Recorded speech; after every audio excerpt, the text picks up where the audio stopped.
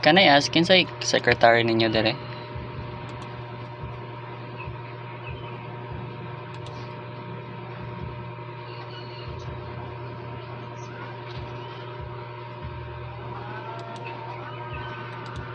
I'm sorry, kanang kinsa ganito?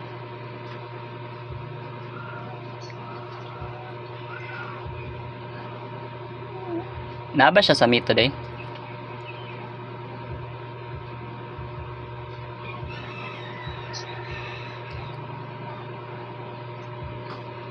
Okay, thank you.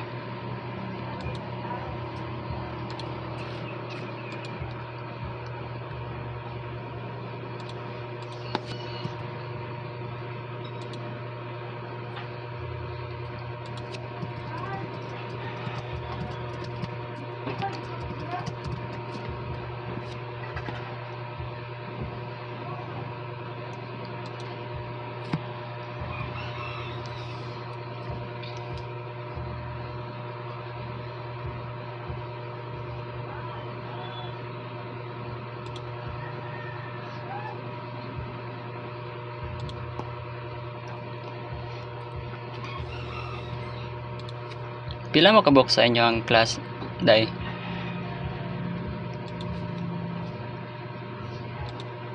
$24? Okay.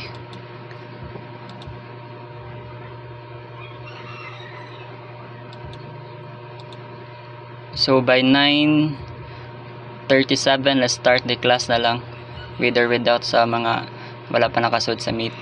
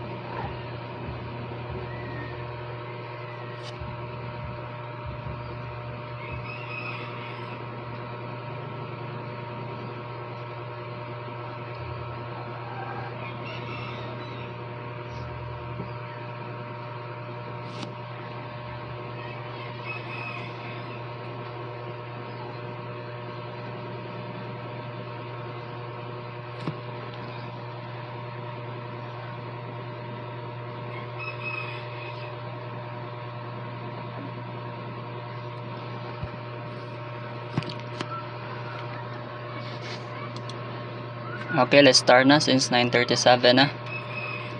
So, good morning, BSed 2B. So, welcome to Sci MM27 lecture biochemistry. Madungog na ba ko class? Let me see a thumbs up daw if madungog ko.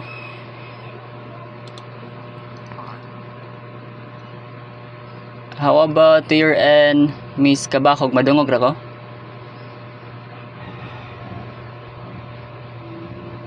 How about to you, Miss Iskarin, madungog ra ka, ma'am? Okay, thank you.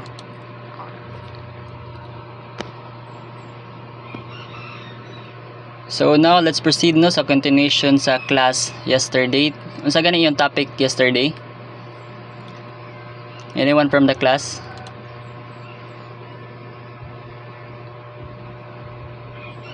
Can I have Miss Lauro? Unsa gani yung klase yesterday kang Ma'am Rika? Is Ma'am Lauro around?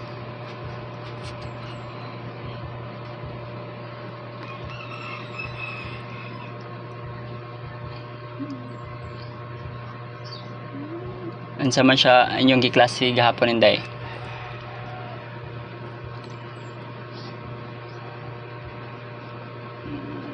Okay, someone is raising their hand. Di siya makita but you're acknowledged. Okay, Miss Kimay, what you have discussed last meeting or yesterday?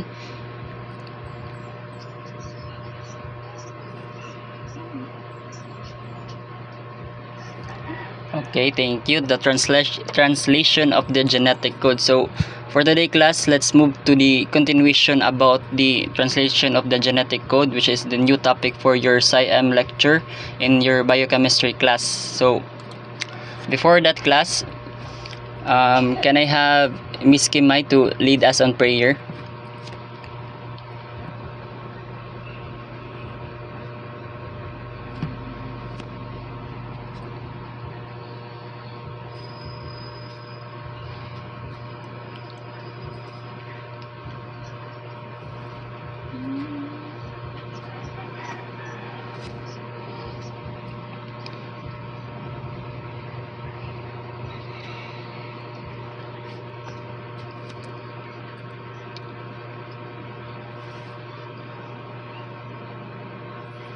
Okay, thank you, Miss Kimay.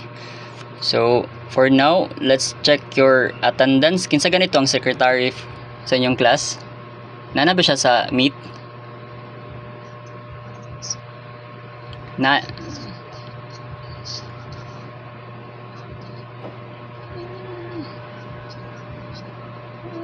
Okay. Oh, okay ra nimo Mrs. Karin to take note the attendance this meeting. Okay, thank you. So please lang ko monitor and okay, thank you. So for our online classroom rules no, wala ra jud tay stricto diri anang I want you to raise your hand lang kung ganahan mo motubag, or if maulaw magani mo pwede ra kay mo diri sa chat box mo answer. And if na may question, pwede ra kay mo raise your hand and please wait to be acknowledged before answering. Okay ra class? Let me see a thumbs up daw if nakasinabtanay rata for our online classroom rules. Okay. Now before we start our discussion for today no, I will show a picture right here sa ato ang screen, and there will be a follow-up question, and I will ask for random students here sa atong class to answer this question. Okay? So here is the picture. Makita ra ba siya class? Let me see a thumbs up daw if makita sa yung end ang picture. Okay. So now observe the picture class. A picture have symptoms like increased thirst, slow healing cats, fatigue, blurred vision, frequent urination, and explain weight loss. The question here is, what do you think is happening to this person who is experiencing these symptoms? Okay, Miss Burgos, you're acknowledged.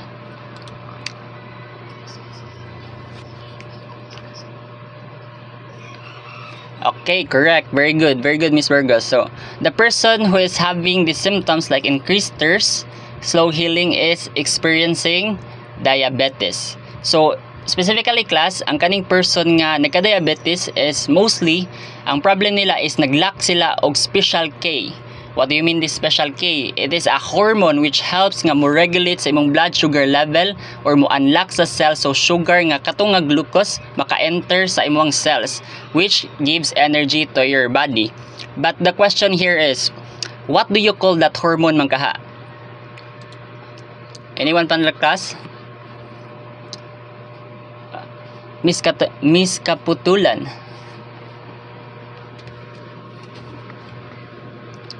Familiar na ba mo ani nga kuan nga hormone which is lacking for a person nga nagka-diabetes? Okay, Mr. Lagumbay, your acknowledge. Okay, very good, no? So mostly sa katong person nga nagka-diabetes is naglack sila special key or katong hormone nga mo help sa regulate sa imong blood sugar level. If ni-increase na siya dito sa imong bloodstream, ang hormone nga ma-secrete sa ato ang endocrine system, specifically sa ato ang pancreas or sa katong islets of Langerhans, specifically sa beta cells, kay ang kaning insulin. So why I am talking about insulin man class? Ang kaning insulin class is mo na siya ang usa ka hormone nga maka-summarize sa ato ang klase for today. And also this insulin class is a product sa ato ang iklase for today. And question here class, if ang body sa usa ka person nga diabetic which is low in insulin kay kanang dili maka-produce iyang beta cells sa iyang islets of Langerhans og insulin class, a question here is, where can we get it? Asa man ta makakita og insulin magha class? Anyone from the class? Okay, Miss Burgos, your acknowledge.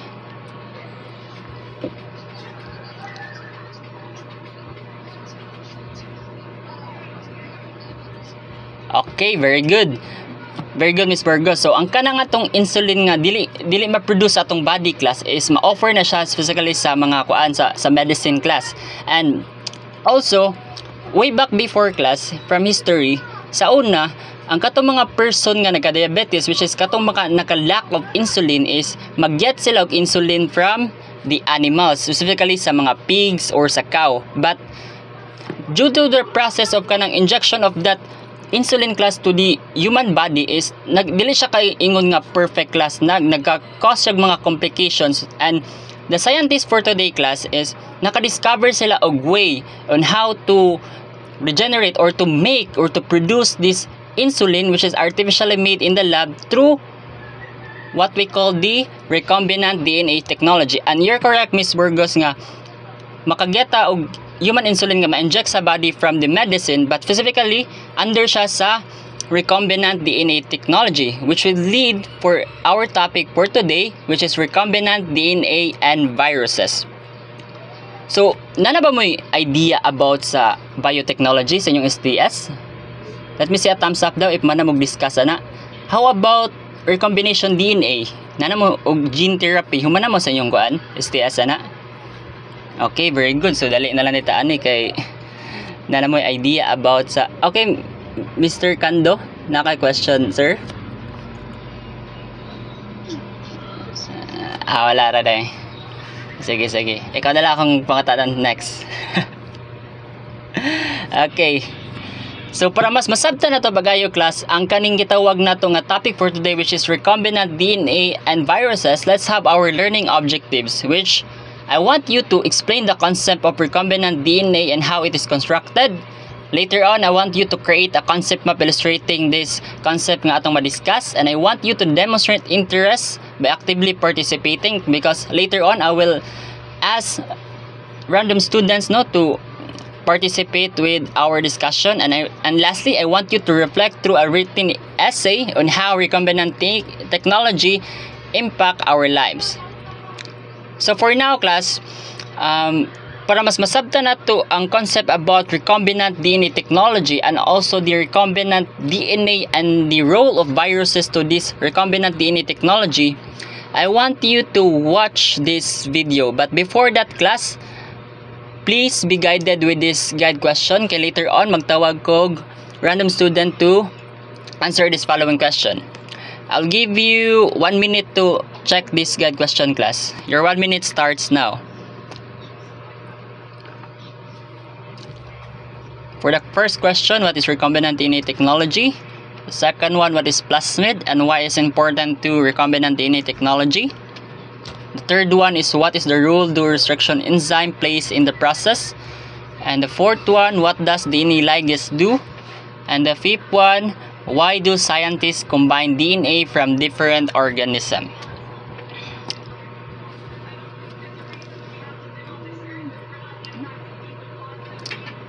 Makita na ba ang guide question, class? Let me see a thumbs up daw.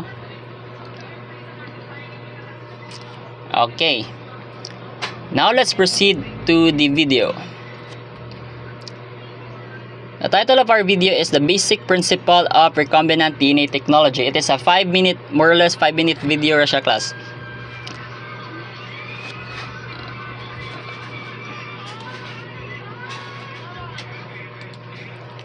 Question ganang madungog na sa inyong end ang video. Okay.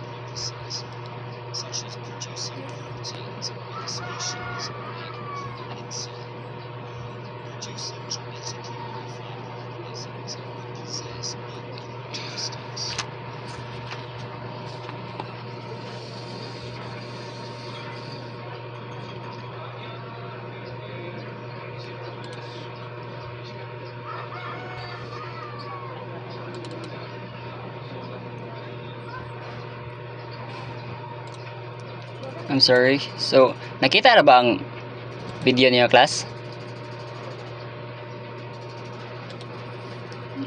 Okay, for a while nag-lag ang screen.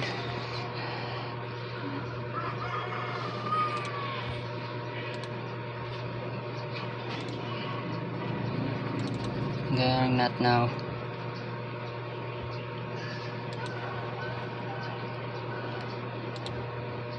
Okay, tara.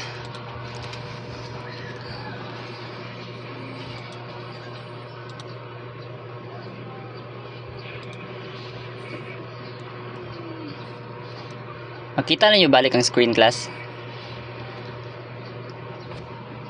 Okay, so for the first question about the basic principles of our recombinant DNA technology is number 1. What is recombinant DNA technology? Anyone from the class or ganahan mo magkuan ta? Okay, tan 5. Tan 5 ba? Miss Chantal. Okay.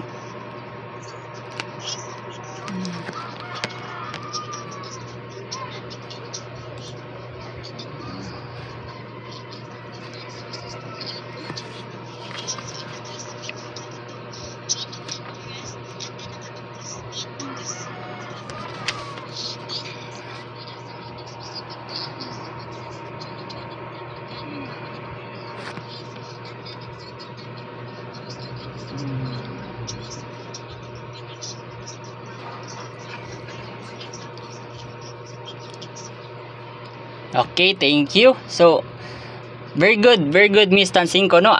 You mentioned about genetic engineering. So, about jud sa kaning kuan, ang atong recombinant DNA technology, no, is part ni siya sa genetic engineering, which is under po siya sa biotechnology. And you're correct that based on from the video, no, nga nag-involve siya og combination from different DNA sequences from different organism like katong sa human insulin. So, very good.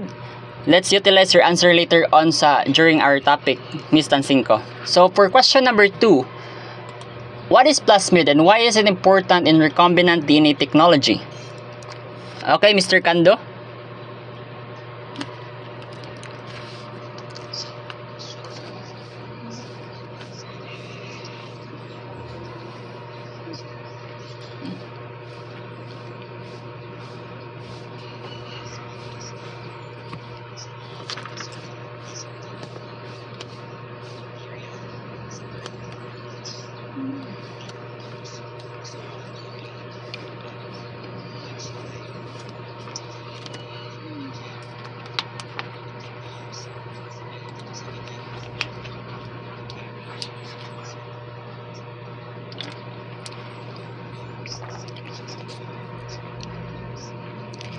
Okay, very good, Mr. Kando, no, sorry. You're correct that the plasmid is what you call a small circular DNA. And also, na-mention ka nga, ang plasmid there is what you call a vector. And you're correct, a vector. So, nakaagi na ba mo aning word nga vector sa inyohang kang Sir Mutya?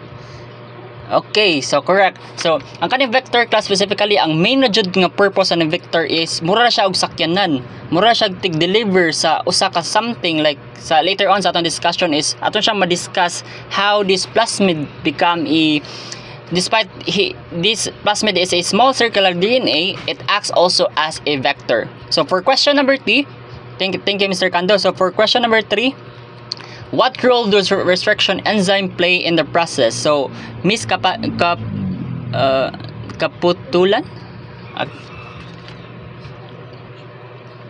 Okay, Miss Ria May, your knowledge.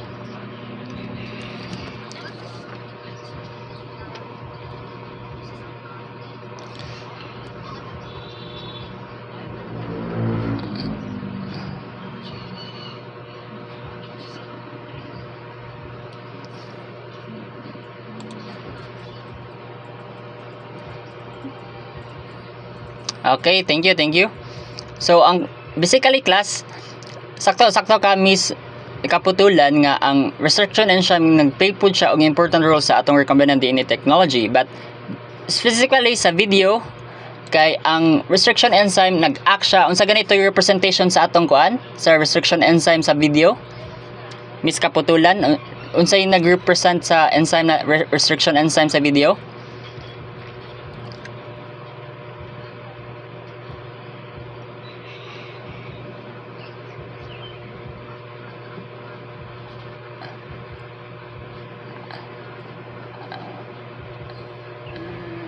Okay. So anyone from the class unsay representation sa ato ang restriction enzyme based on the video? Pwede mo Okay, another hand. Wait lang kinsa magdali. Another hand from the class. How about wait lang naglag ako. How about Mr. Pinkyan? Unsa mga representation sa atong restriction enzyme based sa video?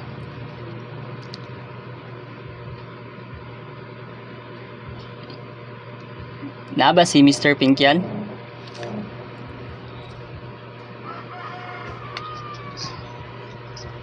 Okay, anyone from the class na lang?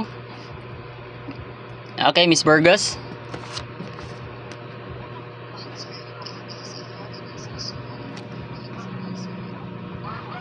Okay, very good, Miss Burgos, no? So, ang atong restriction enzyme dito, class, is nag-act rin siya as a molecular scissor. Mura siya i-cut. Siya mag-cut sa gene of interest from a donor cell, and siya po'y mag-cut sa DNA sequences sa ato nga E. coli later on. And siya mo'y kanang mo-help nga makakat sa different DNA sequences through this DNA recombinant technology. So, thank you, Miss Burgos. So, for question number 4, what does DNA ligase do? Okay, Miss Irato.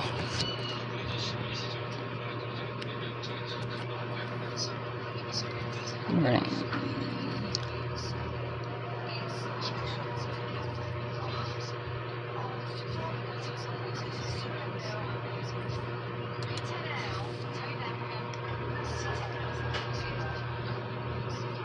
Okay, very good, Miss Irato. So, again, according to Miss Irato and based for the video, ang DNA ligase kay siya ang enzyme nga mo act as a glue. Siya mo connect sa katong gene of interest o ang katong plasmid in order to form a recombinant DNA. And lastly, why do scientists combine DNA from different organisms? Anyone from the class? Why do scientists nag-combine ng DNA from different organism? Okay, Mr. Lagumbay.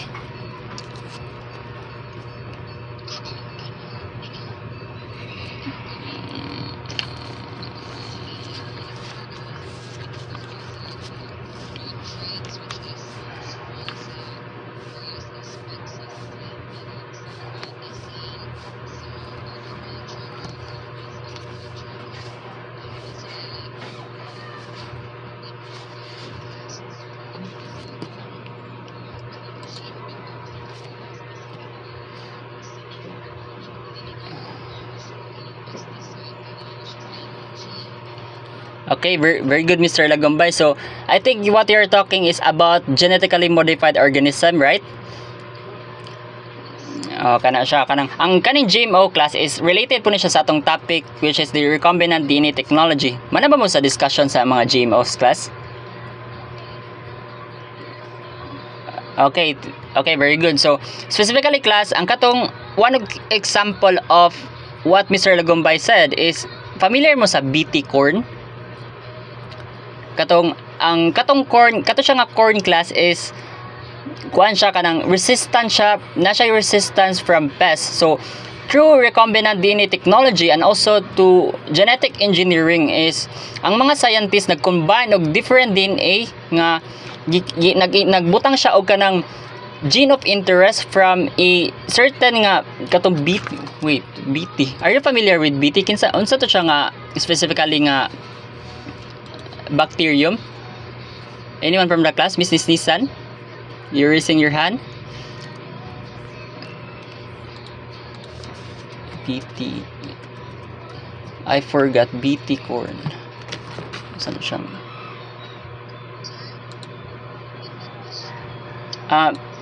Ang katong ko nag-example ko og kanang BT corn which is resistant siya from pests.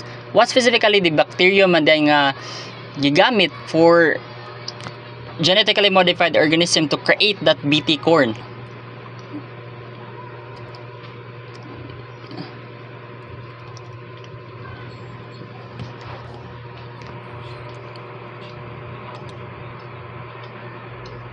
If dili ka na familiar, we can kuan lang. Okay, kala friend.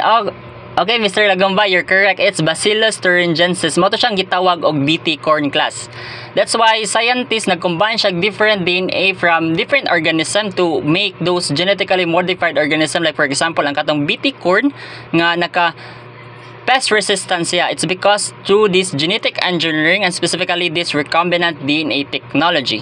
So, now class, let's utilize your answers for our to the video on our topic for today. Ato siyang i-connect ang inyong mga nahibawan. So, for recombinant DNA technology, specifically, ang kaning recombinant DNA technology class is mao na siya ang process. It is a scientific method nga nag-combine og different DNA from different organism, like from a donor cell and for example sa katong BT nga bacterium or the Bacillus thuringiensis. And specifically class, ang kaning recombinant DNA technology is mao gyud siya ang process of cutting and joining DNA, like sa katong giingon ni Miss Tansinko earlier sa katong genetic engineering daw nga nag-combine of different DNA sequences from different organism to combine a specific DNA for a specific purposes. And ang kaning joining of DNA class, ang katong nga product is mao na to siya ang gitawag nato nga recombinant DNA. So ay mo kalibog class, ang recombinant DNA technology is ang process, but ang product nga na form og new genetic combination na siya new trait is what you call the recombinant DNA technology. Are we clear class? Let me see a thumbs up daw if nasabtan si recombinant DNA technology and recombinant DNA. Okay. So, ang atong recombinant DNA again, which is abbreviated PUD as rDNA, is artificially made DNA strand. So, nganong gitawag mo siya artificially made? Anyone from Lakas, nganong kang gitawag siya artificially made DNA strand? Okay, Miss Burgos?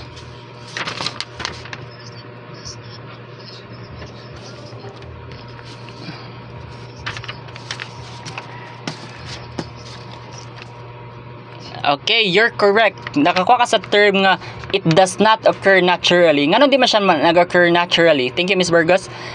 Dili siya ni occur naturally. It's because it is artificially made. It is made from the lab. Specifically, ang kaning recombinant DNA technology, ang mga scientists ang nag-made ani. Wala na siya ni occur sa usa ka living organism, but it is made artificially in the lab. That's why it is called artificially made. It's like what giingon ni Miss Burgos nga it is not naturally made, and it is formed by combining for two or more gene sequences. So for now class, giunsa man ni pag-construct ang recombinant DNA. Pila ka steps ang nasa video? Ang nasa video is natay 4 step.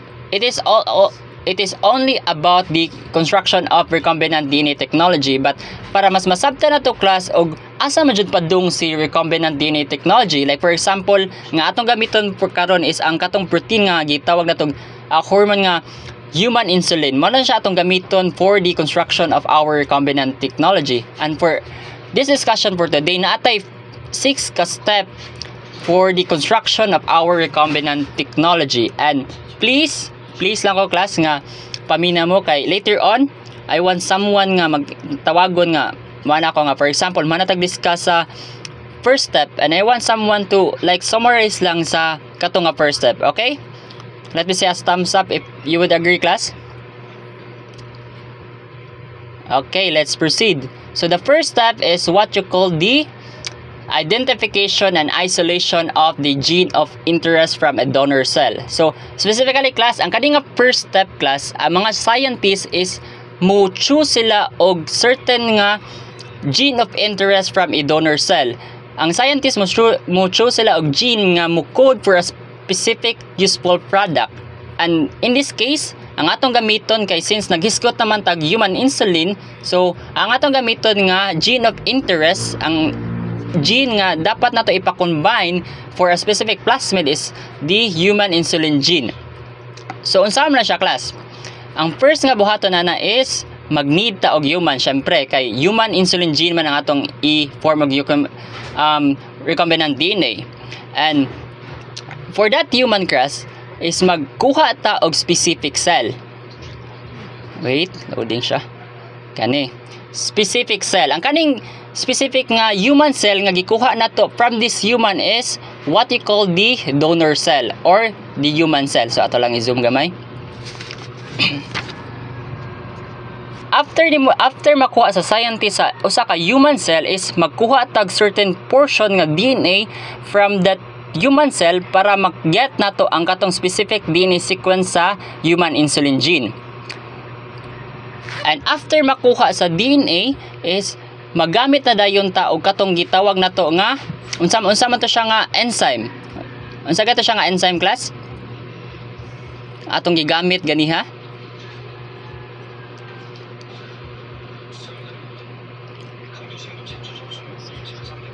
Okay, correct. It's restriction enzyme. Magamit ang restriction enzyme para, unsa kay purpose sa restriction enzyme? Para makat ang specific DNA sequences from this human or donor cell. So, again, from this human, nagkuha tag human cell or what atong gitawag nga donor cell. And from that donor cell, nagkuha tag specific DNA.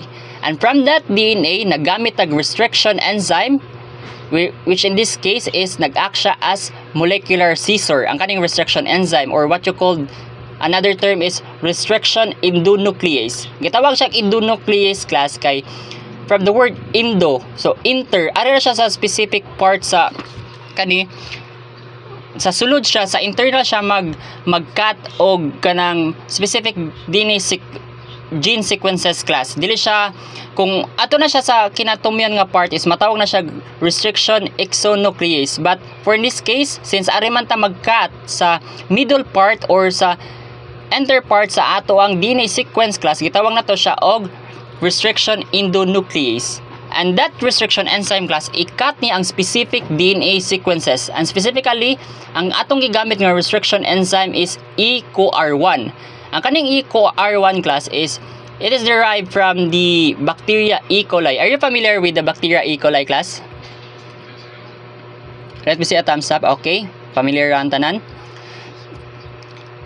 Atong gigamit is EcoR1, class, kay ang kaning EcoR1 nga restriction enzyme is ang iyang way sa pagkat is kuha na siya, class, specific ra ka siya nga pagkat, like for example sa kani.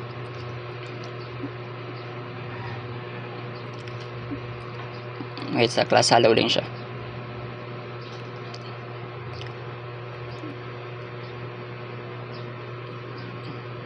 Kani. Inigat niya sa kaning specific nga DNA strand, class. Mukat na siya, ang kaniyang restriction enzyme nga EcoR1 is mukleave siya from a specific DNA sequence. And after niya mag-clot, class, is maka-generate siya sticky ends. This is what happens. So, kani, natay, di ba, nag-agi naman mo ni kang Miss Rika yesterday. So, natay specific nga double helix strand, class, and ang kaning EcoR1 is mukat siya from specific DNA sequences. And again, ang kani atong EcoR1 is one of our restriction enzyme nga gitawag nato restriction endonuclease. When we say endonuclease is mukatra siya in the middle part or in the inner part sa ato ang DNA strand. And mag-cut siya right here. Kani. I-cut na niya nga part and also mag-cut siya diri nga part. And after mag-cut na ang atong restriction enzyme from that specific DNA nga or double helix nga structure is magka-create na siya og what you call these sticky ends. Ang kaning sticky ends, class, is important ni siya for the ligation part, which is makita na siya through the construction of this recombinant DNA technology. Again, ang nahitabo ra diri, class, is from a human nag-extract ta og donor cell, and from that donor cell nagkuha tag usa ka DNA strand, and from that DNA strand nagkat tag specific nga gene sequences using the restriction enzyme nga restriction endonuclease, and specifically the EcoR1. And from the pag human niya og cleave, class, pag human niya cut is nagka-generate siya og sticky ends. Nasabtan ra atong first part sa identification and isolation of the gene of interest.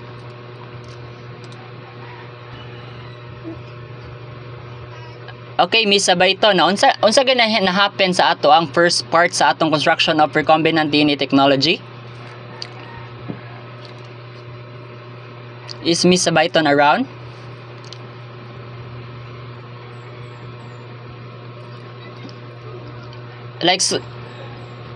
Like summary lang siya kung unsa nahitabo sa atong first step sa identification and isolation of gene of interest from a donor cell.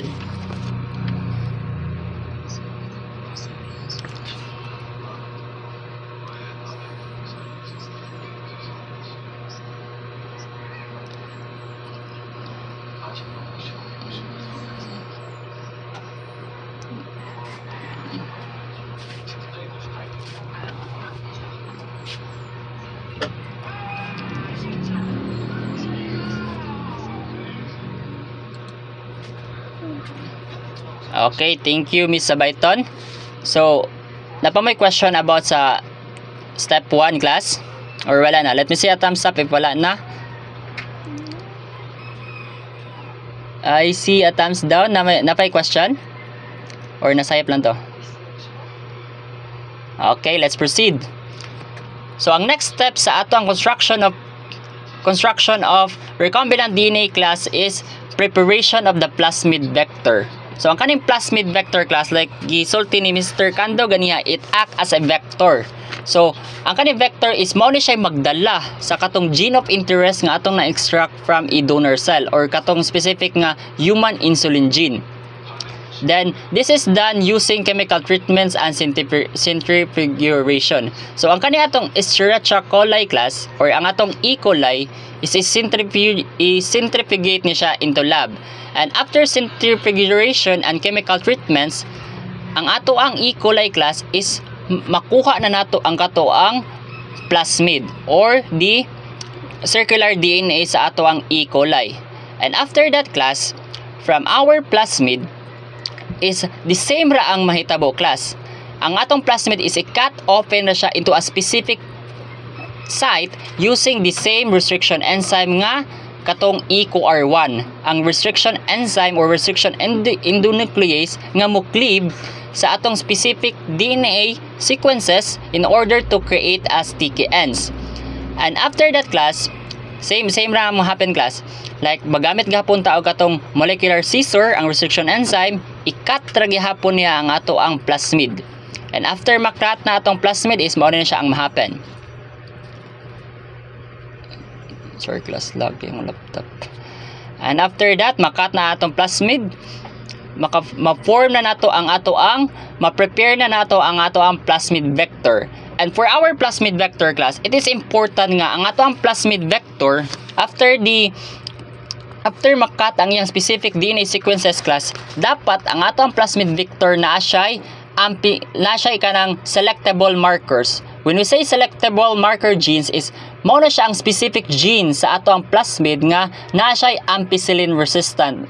Ang kaning ampicillin resistant class is magamit na siya later on for the selection and cloning sa ato ang recombinant DNA. Again, ang ato ang plasmid dapat na siya selectable marker genes, which is specifically the ampicillin resistance, because later on magamit niya siya sa atong selection and cloning. And if and only if ang atong plasmid wala siya kaning gitawag na selectable marker genes, ang scientist is ilaling siyang butngan og selectable marker genes.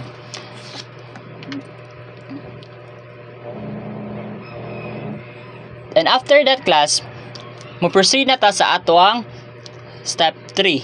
Again, sa atong step 2, unsa gani nahitabo? Anyone from the class? From the preparation of our plasmid vector?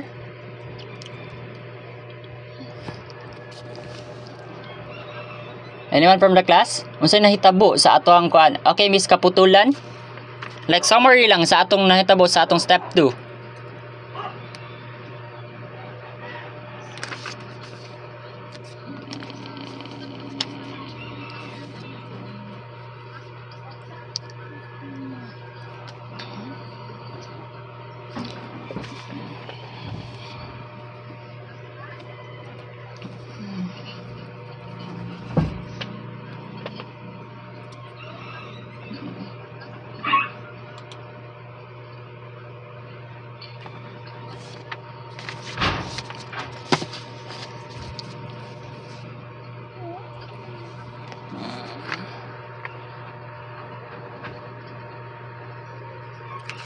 Okay, very good, Miss Kaputulan.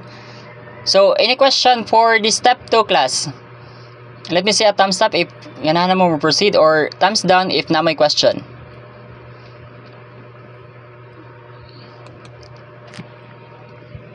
Wala na class?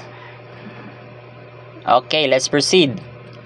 So, human naman ta sa pagkat sa specific DNA sequences from a specific donor cell, mo to nakakuha tag gene of interest from a human insulin gene, and na-prepare na po nato ang plasmid vector, which is the kaning plasmid from this E. coli, which contains also an ampicillin resistant. Let's proceed na sa step 3. Ang step 3 class is nag-involve siya og insertion of human insulin gene into the plasmid or what we call the ligation.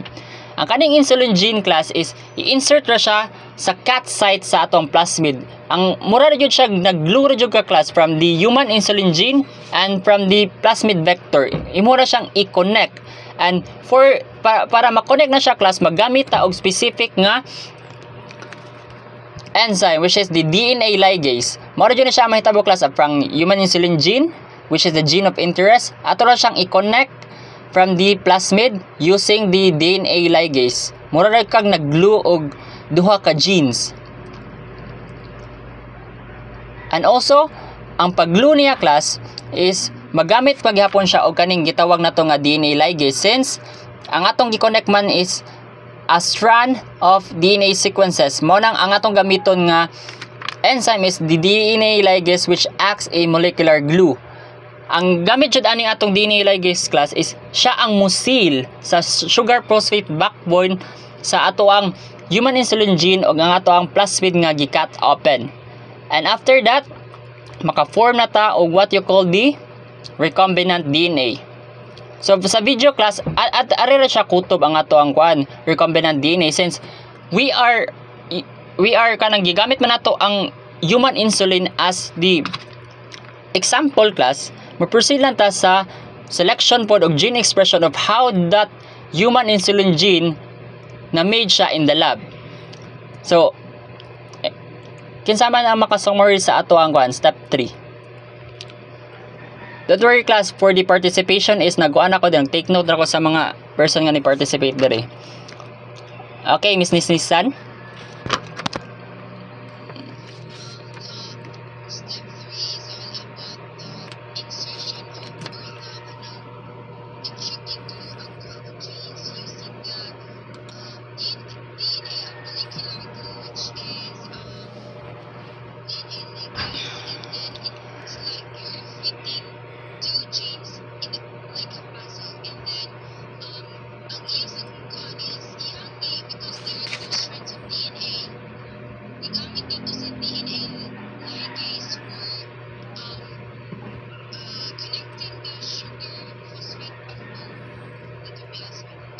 Okay, thank you Miss Nisnis. Naka-mention ka og like puzzle. Mo siya puzzle nga gi-connect, but you're correct, but specifically nagamit po siya og katong DNA ligase. You're also correct nga nagamit siya DNA ligase in order to paste or to connect those two different DNA sequences. Thank you Miss Nisnisan. So now let's proceed on the step 4.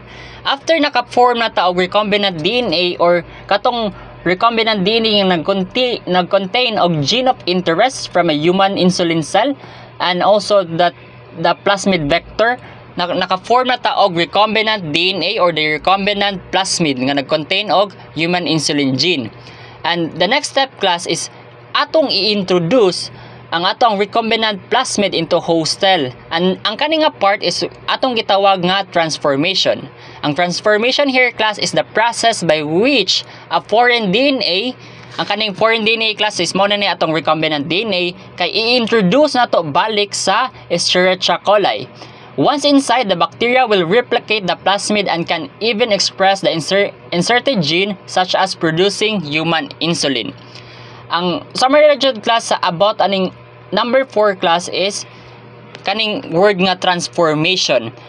From the word transformation class, ang ato rang i-combine, ato rang ipasulod si kaning recombinant DNA from a host cell which is ang Escherichia coli for a specific purpose nga ato siyang ipa-replicate. So ang mahitabo ra ani class is natay gitawag nga dagan ako sa ako na search class, dagan ka siya types on how to introduce a recombinant plasmid into a host cell, but we will use this pinaka-common which is the chemical transformation or the heat shock method. Ang kaning heat shock method class is mag-uses sa og chemical treatment and also na siya sudden nga temperature changes in order para ma-open to ang cell membrane sa ato ang Escherichia coli para mapasulod ni ang ato ang recombinant DNA. So this is what happened class. Ang first step is in a test tube magbutang ta og calcium chloride nga solution, ang kaning CaCl2. And then after that, ang kaning test tube nga nag-contain og calcium chloride kay isulod nato dito ang ato ang host cell, which is the E. coli or the Escherichia coli.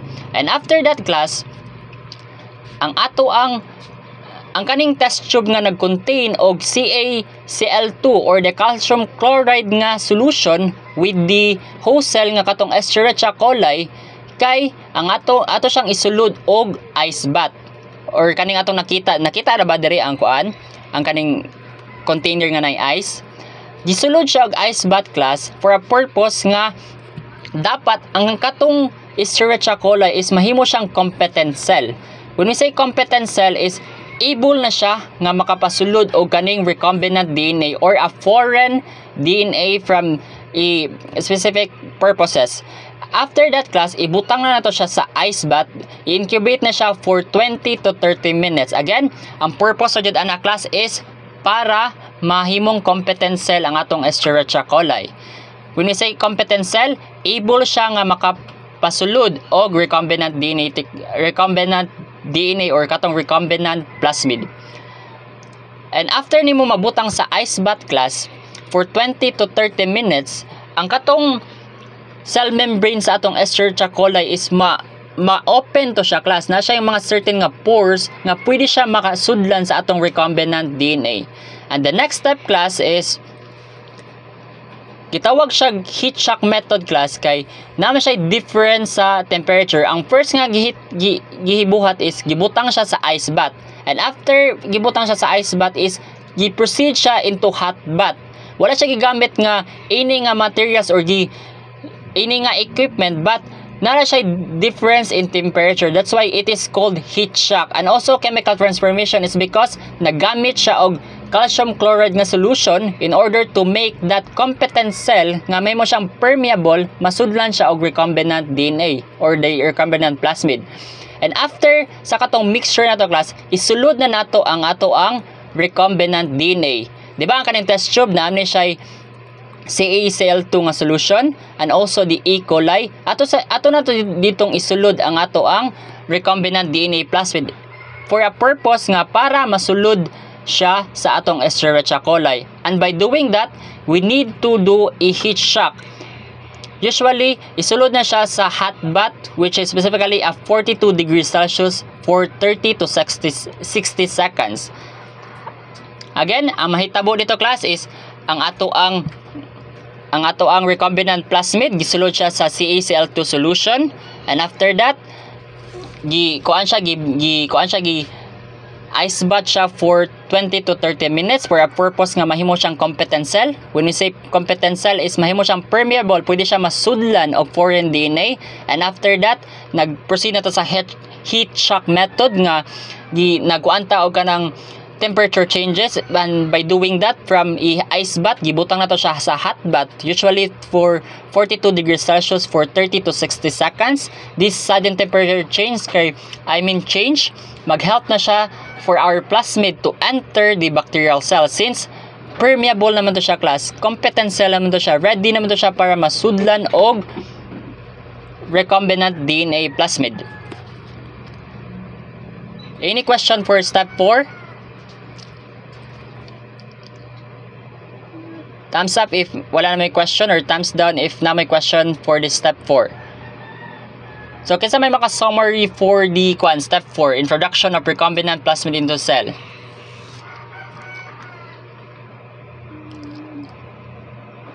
Okay, thank you Mr. Ato, but aton sang aton tryan ang uban. Dagan nga participation there, miss. How about Mr. Ruelo? Unsa man kanay tabo sa atong step 4? Can you summarize what happened in step 4? Is Mr. Ruelo around?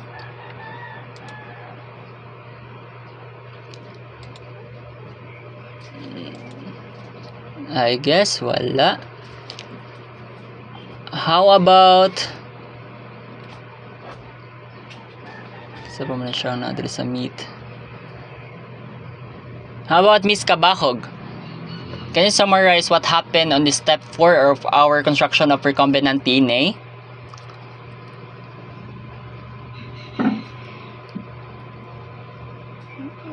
I guess wala. So ikaw na lang, Miss Kaputulan. What happened to our step 4? Okay, okay, Mr. Ruelo.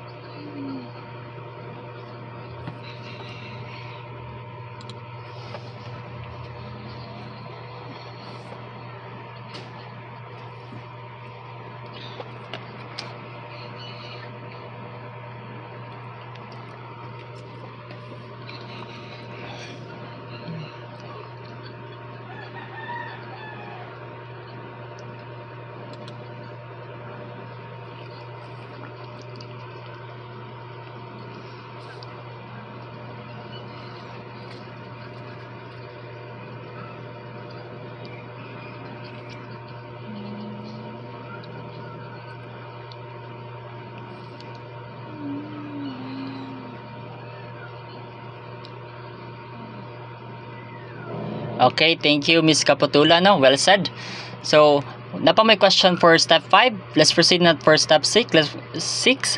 Let me see a thumbs up if mo proceed na ta.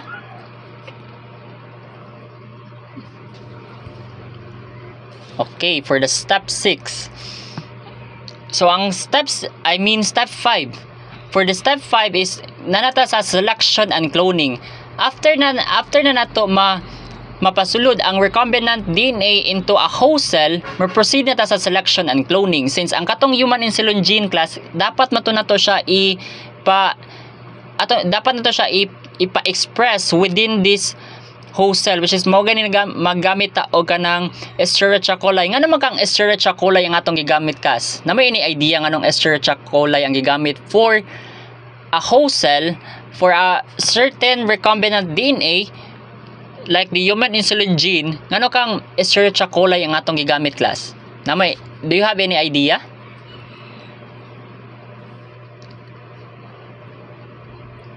Okay, Miss Burgos.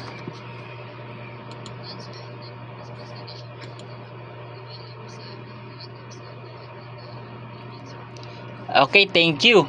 Paspas at atong i-continue atong discussion class mo out sa takay and na angkol. Isa na ako ni Sir Lagumbay ang meet and okay ra isa lang niya later sa mga classmate dong.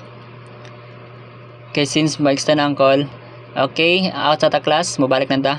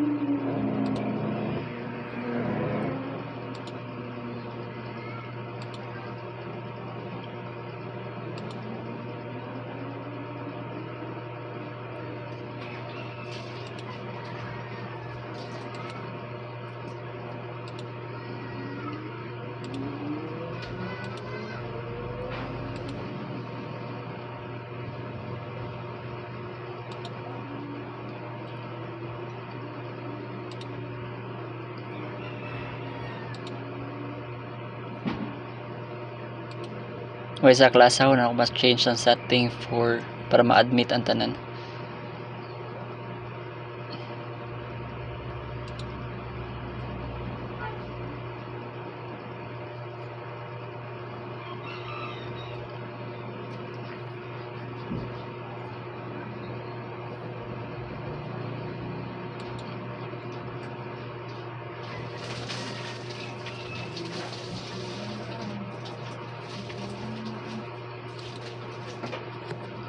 Napabay wala ma-admit sa inyo nga class?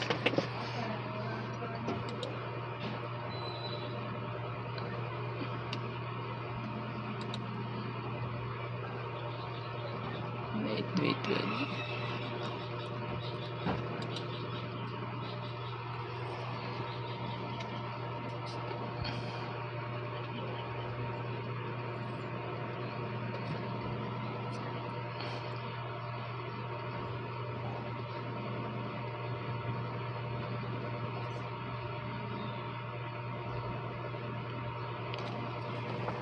Okay, let's proceed na class.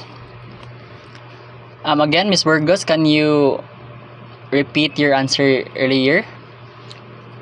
Nana ba si Miss Burgos? Okay, Dai. Please go repeat, Dai.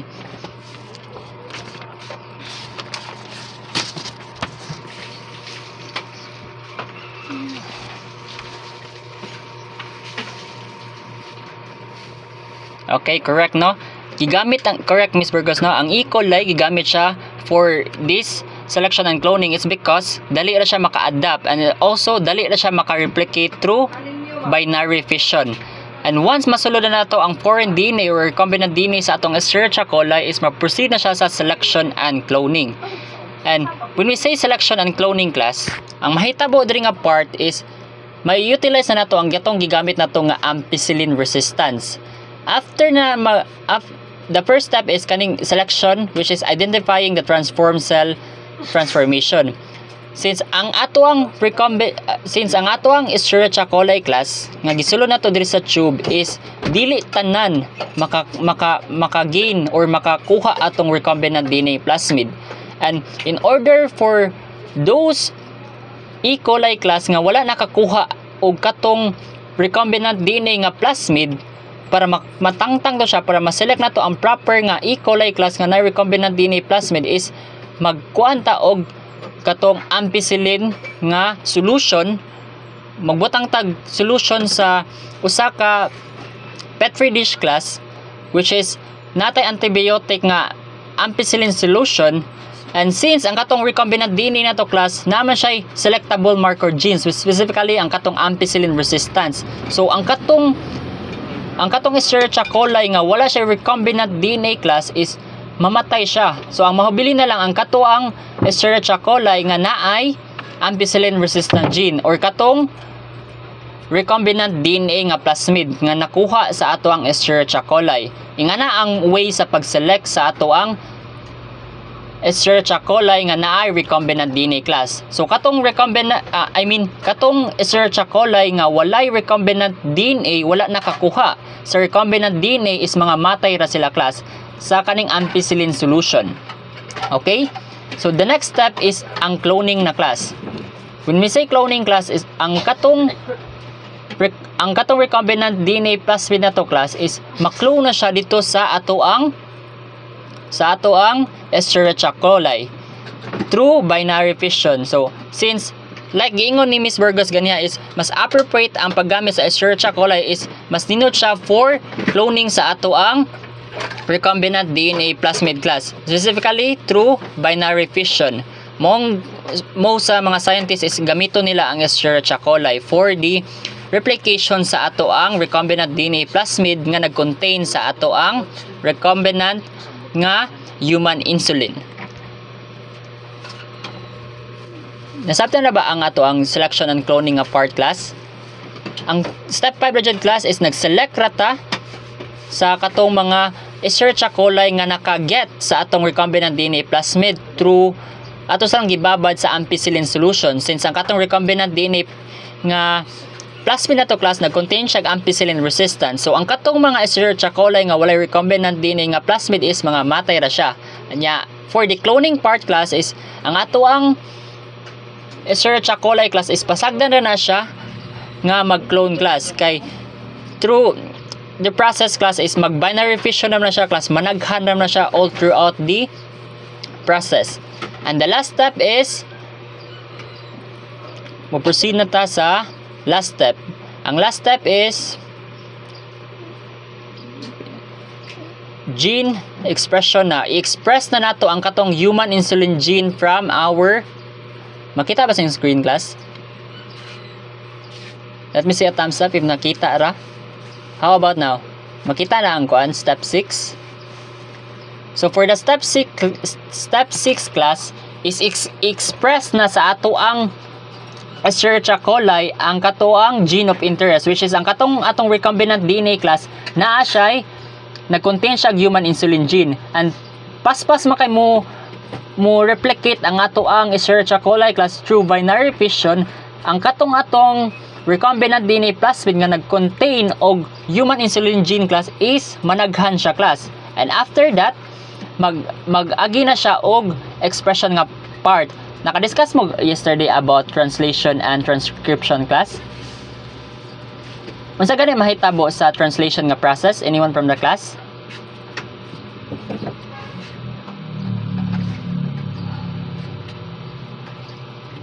How about sa transcription nga process? Asa may magunan, transcription or translation? Okay, Miss Nisnisan, your acknowledge.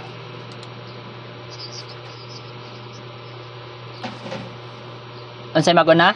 Again? Okay, correct. So, unsa may mga itabo sa translation nga part?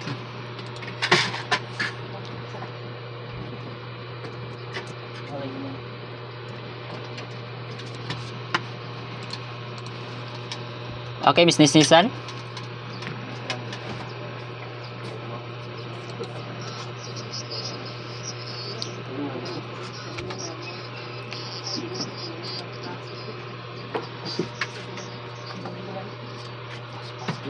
Okay, correct. So, mo na siya mahitabo diri sa ato ang kuan, sa atong step 6 class. Ang katuang recombinant DNA plasmid or katong human insulin gene na to class is express na siya diri sa ato ang Escherichia coli. And makamate siya specific nga protein, which is the kaning human insulin gene class, through this Escherichia coli class. Mo na siyang managhana ang ato ang human insulin gene class. And ang scientist, ara na nila pangwaon ang katuang specific nga protein nga na-produce aning recombinant DNA nato technology class, ang kaning human insulin gene class. Mo na siyang makuha ni makapaporma na ta og kaning human insulin.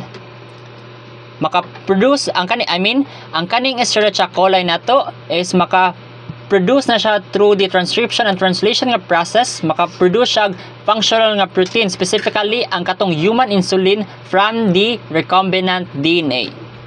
Okay, question. Do you have any question for step 6?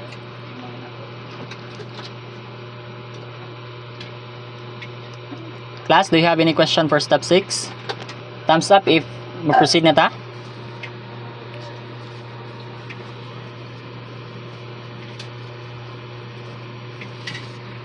Okay.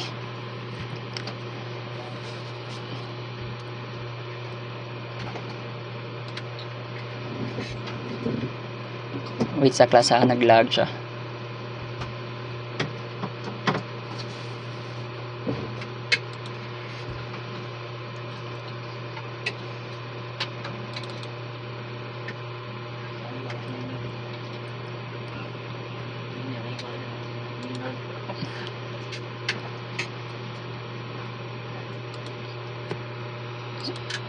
So anyone from the class, what are the 6 steps gani again sa ato ang construction of recombinant DNA?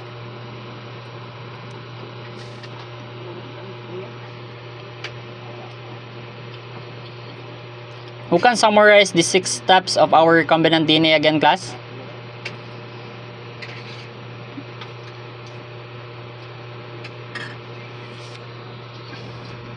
Okay, Miss Kaputulan.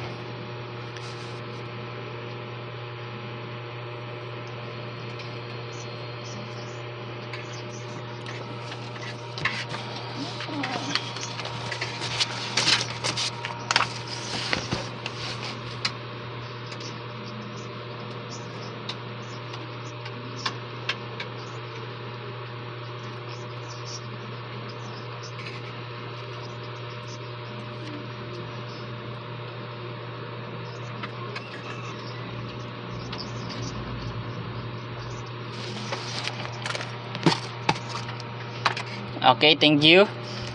So you're correct, no? That is the 6 steps of the construction of our recombinant DNA. And atong gigamit again ang human insulin gene sa human. So now let's proceed to the role of viruses in recombinant DNA technology. So ganiha, unsa ganito atong gigamit nga vector?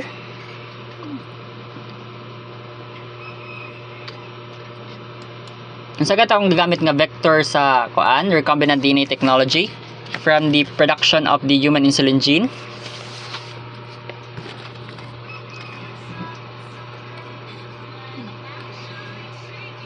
Okay, Miss Nisan, unsa ganito? Again, Mr. Lagombay lang. Sorry, Mr. Lagombay na sad. Unsa ganay purpose sa plasmid, Mr. Lagombay?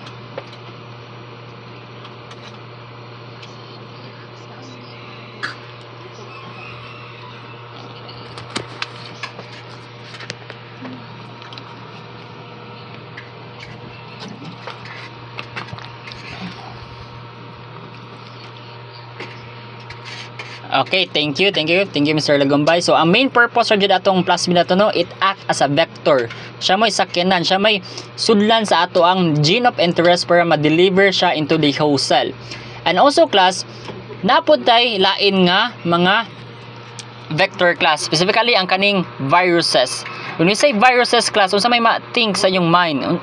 What comes up in your mind when we say viruses man ka? Is it bad or is it good? What comes up to your mind when you think about viruses?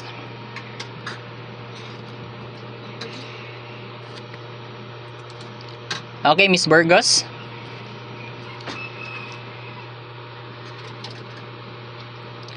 What comes to your mind when you think about viruses, Maka?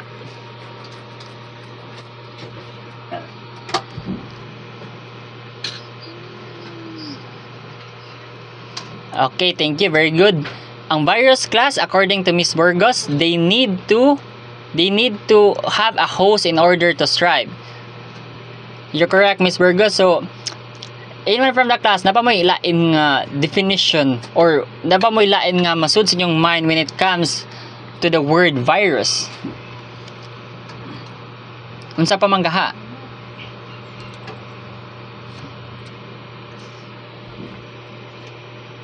Okay, Miss Irato.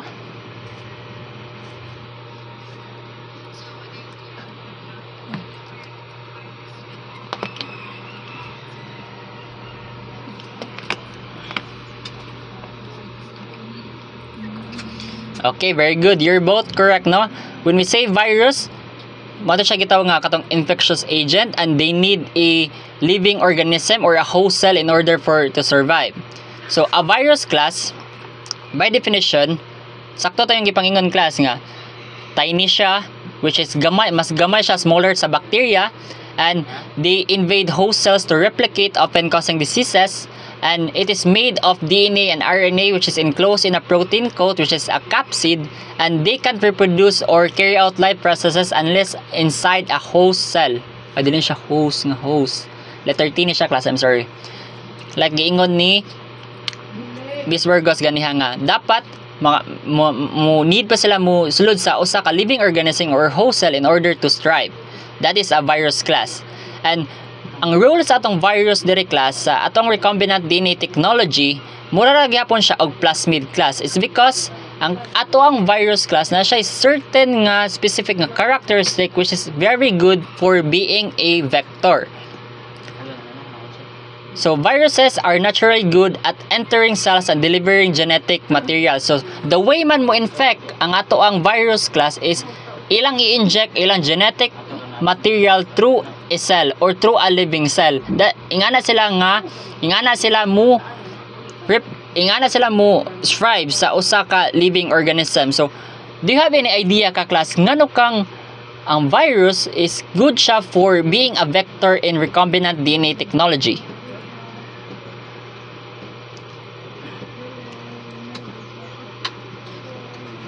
Anyone from the class? Ngano maka ang virus is good po siya as a vector, since bisan na ganang muting tag virus is like pathogenic ka siya, but how come a viral vector like viruses become a good vector when it comes in recombinant DNA technology?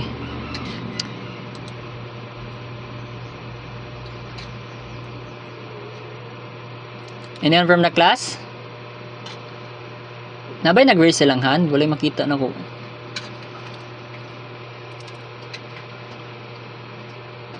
Okay, Miss Nisnisan.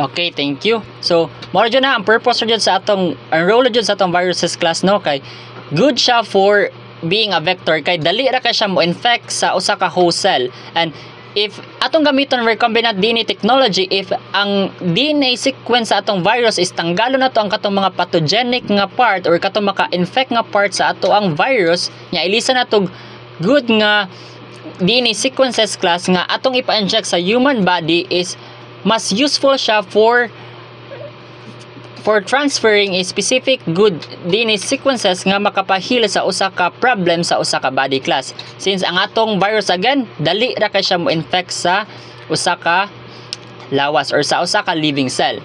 Mao dyan ang role sa atong viruses class. And also, ang ato ang virus class is nakaprotect siya sa kaning giprotektahan siya og katong protein code, which is the capsid class, which is very good for siya class for the introduction in the host cell, kay dili na kay siya maguba dayon ang ato ang specific nga DNA strand or ang recombinant DNA nga atong ipasulod sa usa ka virus.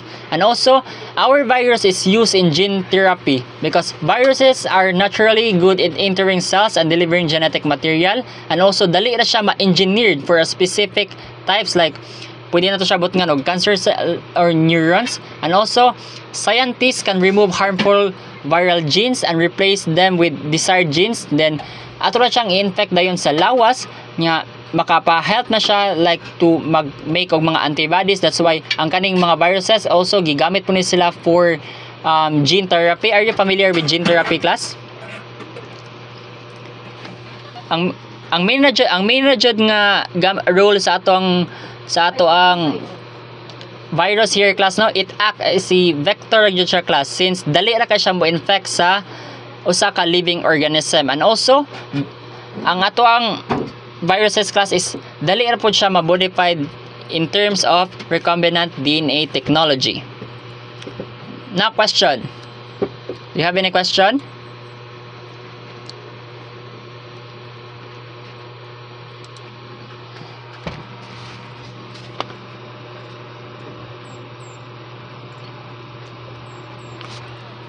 So, since wala na yung question, no? So, for our application class, ang ganing concept map, so,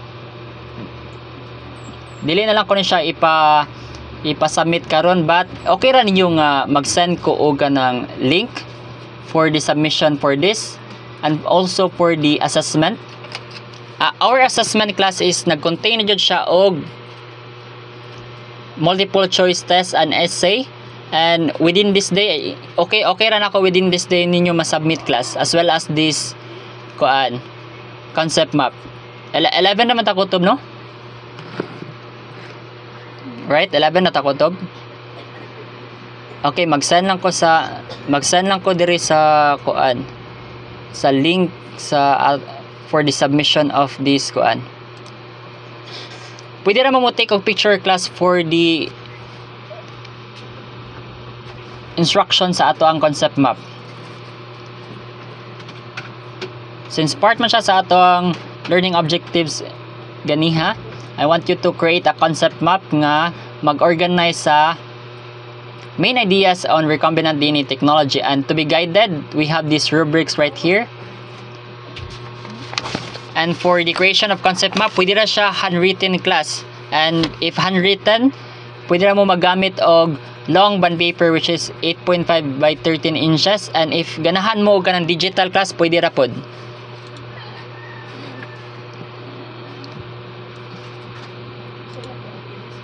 Wait lang sa kalasa ko yung isan ang link.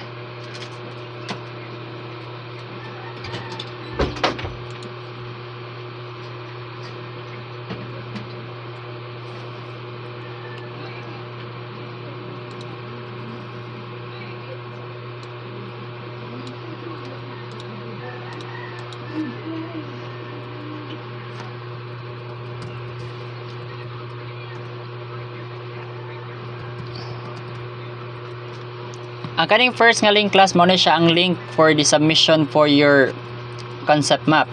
Nakita lang nyo class? Nasa chat box.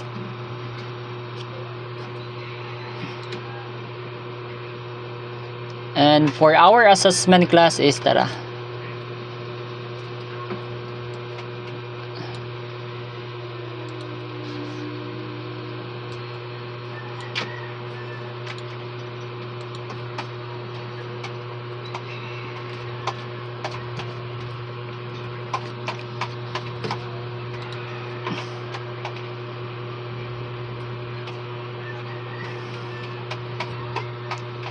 For your assessment class is nag-contain na siya og multiple choice test which contains 5 items, and the test 2 is nag-contain siya og 100 words nga essay class.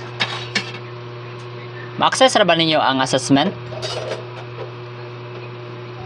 Ang deadline sa submission ng class is anytime within this day class. Okay ra ninyo?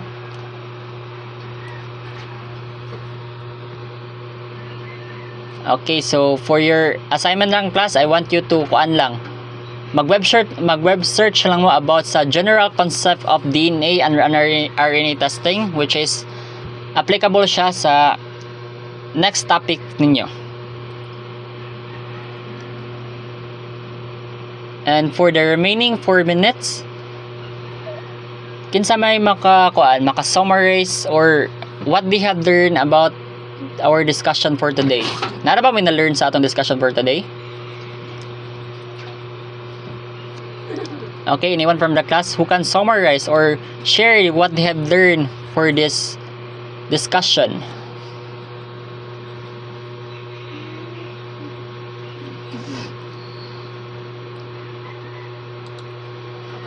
Okay, Sir Kando, your acknowledge.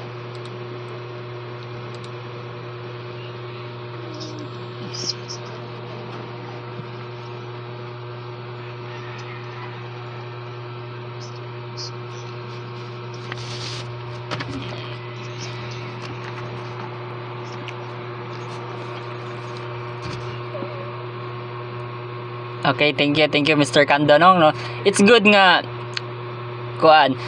Ako sa throughout the construction of this lesson sa nami sagon nga ang virus dai pwede po siya ma-act as a vector. So ang main na jud nga rule sa virus no kay tanggalon na jud to ang specific nga DNA sequence nga which is pathogenic sa usa ka virus niya. Ilisa na siya good nga DNA sequence and ma-act na siya as a good vector para sa atong recombinant DNA technology, and ipa-infect siya dito sa usa ka host cell, and ato na siya mo strive and makaproduce siya og kanang certain nga gene sequences which is good for that body nga mo fight og specific nga diseases or kanang infection sa usa ka lawas. And specifically class, wala lang kinin ako siya na expound pag-ayo, but like for example sa katong bacteriophages. Are you familiar with bacteriophages? Or bacteriophage? O kato siya katong mo-infect siya sa bacteria, usa siya ka type sa virus nga maka-infect og bacteria. So pwede siya magamit as viral vector class niya. Imo ra siyang insertan og good gene sequences nga i-infect og specific nga host cell, and ato na siya mo strive class. So kinsa pa? Anyone from the class, what you have learned man about recombinant DNA technology?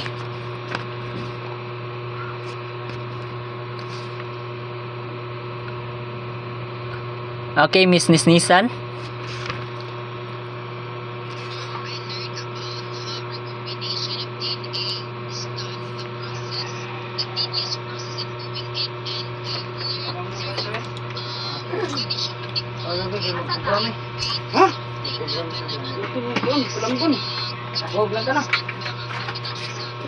Balik na ako eh. Huwag na lang ta. Balik yung ilok mo. Ano?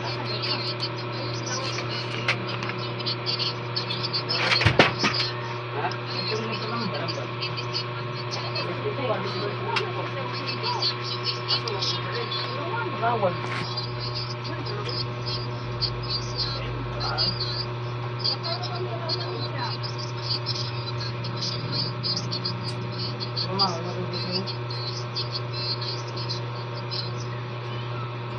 Okay, thank you so much, Mrs. Ano. So that would end our discussion for today. So thank you, Bised Tubi, since 11 naman ako to, no? Since 11 na. So I hope na narami na learn for today about recombinant DNA technology, recombinant DNA, and the role of viruses in recombinant DNA technology. So if na may question with regards to this topic, pwede na kayo PM na ko class. And thank you. Thank you and goodbye.